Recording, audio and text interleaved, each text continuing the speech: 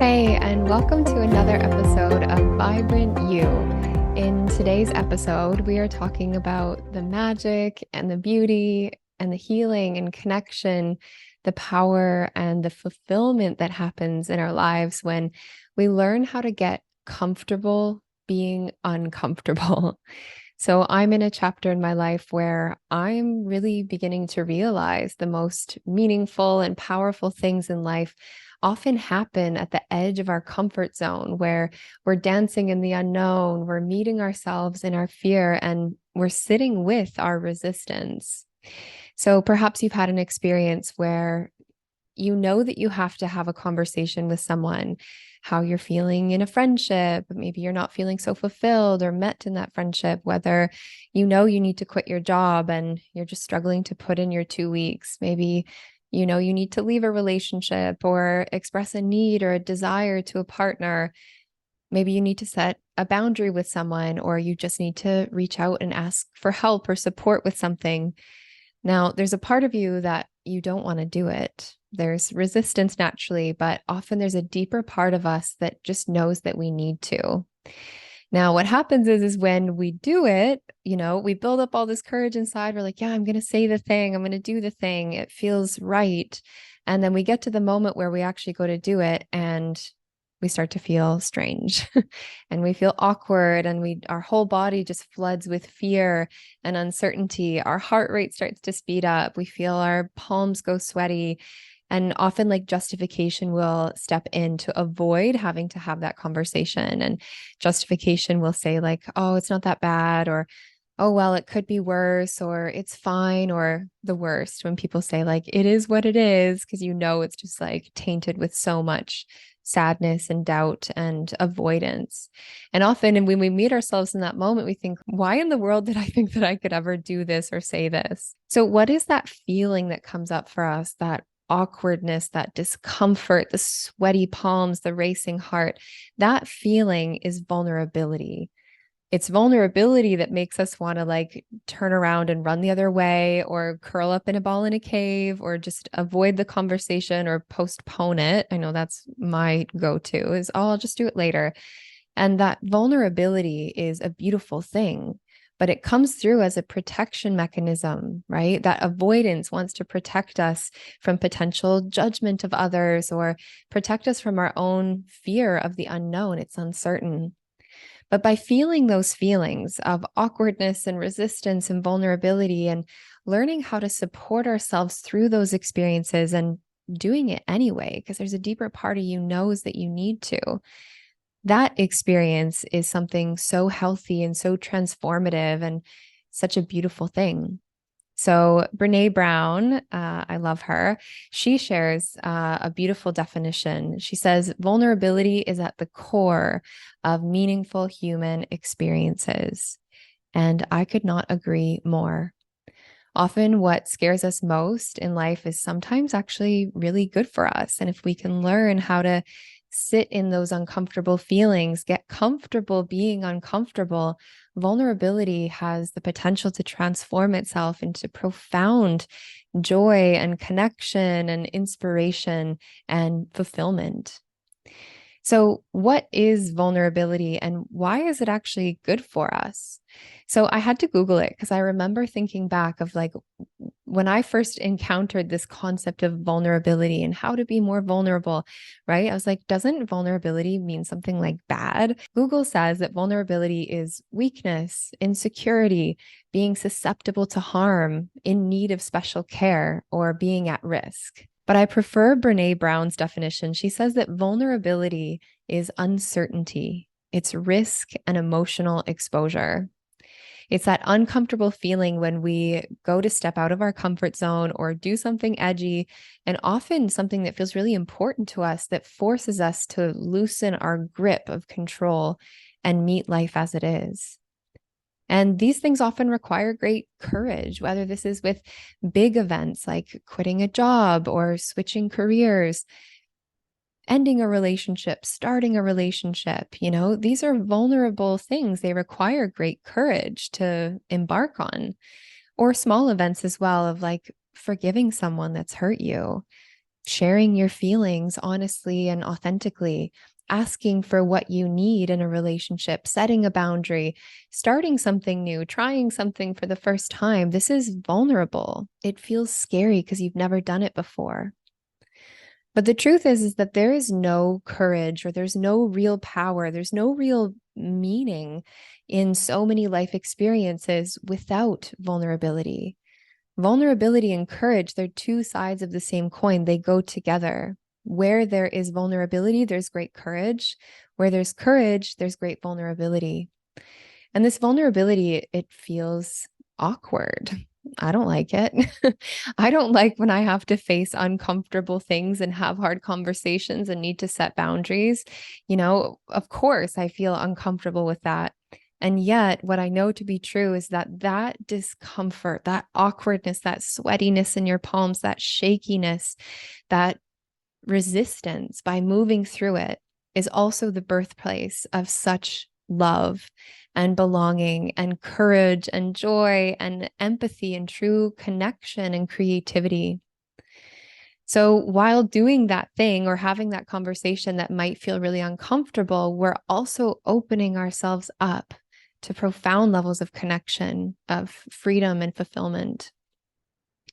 So why does our mind want to dodge these uncomfortable things? Because this is natural, right? Why do we avoid vulnerability? Our brain is designed to keep us safe. Our brain is not designed to make us happy and fulfilled. Our brain is a survival organ where, of course, we can train those parts of our brains to lean into vulnerability and to awaken our courage and experience deeper levels of love and connection. However, the brain's primary goal is not to make you happy, it's to keep you safe. So, of course, our brain will say, what is familiar is safe. What is unfamiliar or unknown is unsafe.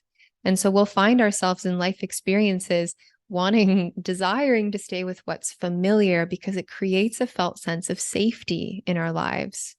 And yet that's not where the magic happens, right? Sure, by avoiding those conversations or doing the hard things, yes, we feel a level of safety or relief or ease, but we won't feel alive.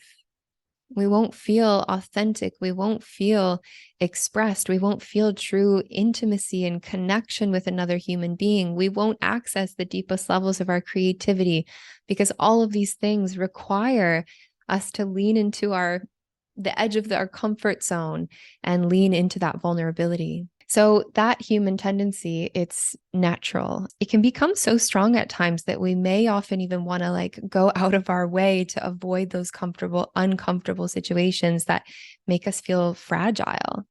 And we try to avoid that awkward feeling of feeling vulnerable. What we might find ourselves doing is emotionally armoring ourselves up every day to avoid these uncomfortable feelings of shame or anxiety or uncertainty or fear or exposure to another person to prevent emotional pain.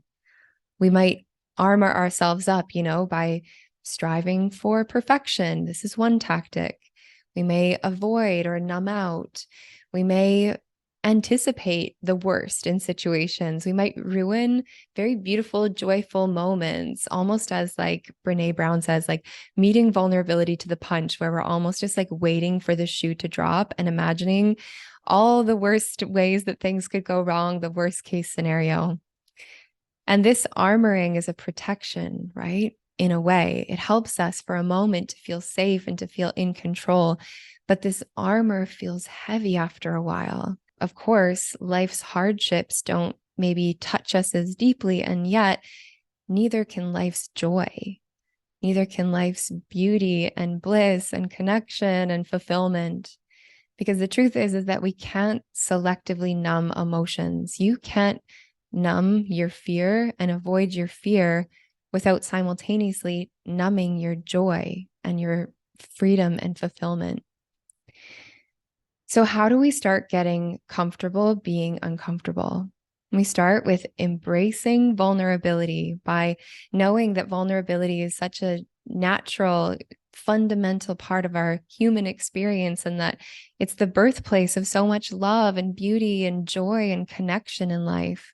And simply knowing that it's okay to feel uncomfortable in these things. Sometimes people say to me, like, you seem so comfortable and so confident, having these hard conversations or doing these things. I have had tremendous hardship, to meet, like just today, having a conversation with a friend, a really vulnerable conversation of ways that we weren't feeling fulfilled in the friendship. And we had a really open-hearted conversation that I was really nervous. And I shared that with her. I feel really nervous and awkward and vulnerable sharing this with you, as I'm afraid that you're going to judge me, or you're not going to love me the same, or, that our friendship will change.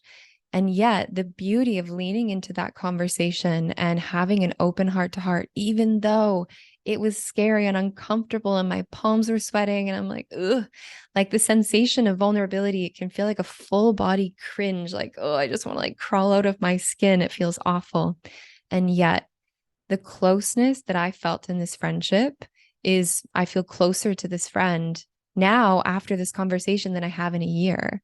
And how beautiful that I get to have these conversations and to feel safe enough with this person and safe enough within myself to share hard things, that I can create that connection. I've had experiences of needing to leave jobs that didn't suck, jobs that were amazing and that I loved, and I had no real logical explanation to leave. And yet a deeper part of me knew that this is no longer for you. You've got what you needed from this experience, and it's time to move on. And having that uncomfortable, awkward conversation that I don't really have a real logical explanation to go. And this is sad. This is uncomfortable, but doing it anyway because my soul knew something that my mind didn't at that time. And what that opened me up and made me available to is such profound creativity and such fulfillment in the work that I'm doing now, and such expansion in so many ways. Leaving a partner, that's scary and uncomfortable. And yet, if we can get out of the way and sit with that discomfort and do the thing, right? That opens us up to beautiful relationships and connections and deeper levels of freedom and fulfillment to come. So our job is to embrace this. Our job is not to get rid of the uncomfortable. It's not to do it perfectly. It's to sit in the mess of it. It's to say, I don't know what to say when your friend has a miscarriage and you just want more than anything to be by her side, and you want to say the perfect thing and you want to make it all better and take away her pain. But to just say, I don't know what the right thing to say is right now. I feel awkward and I wish that I could take away all of your pain. And I don't know what the right thing to do is right now, but I'm right by your side and I love you, right? It's not knowing and doing it anyway. It's doing it scared. It's doing it nervous. It's doing it awkward and bringing the awkwardness to the table and, allowing it to be there. This is such a big part. And giving ourselves the permission to start small. I don't love vulnerability. I don't love being awkward. I love control. I love, knowing exactly what to do and what to say and what the outcome of life's events will be. And yet I know that I have a deep desire to feel alive and to feel vibrant and to feel connected. And a big part of that is to do scary things and to do things that I feel uncomfortable with, doing things that feel edgy, things that I feel nervous about. And this is really the birthplace of just so much beauty in our lives. So that's all for today, my little share on doing uncomfortable things and leaning into our edges and living more vibrantly and more fulfilled and more connected than ever before. I would love to hear your top takeaways over on Instagram. Make a comment on my latest post or send me a DM. I would love to hear, what are you leaning into? What is the vulnerable thing that you're committing to doing that you're going to feel scared? It's going to feel awkward, but you're committed to doing it anyway because you love yourself too much to not. So I'm sending you so much love, and I'll see you back for another episode real soon. Take care. Thank you so much again for being here, and I'm celebrating you in this journey of becoming the happiest, the healthiest, most vibrant you.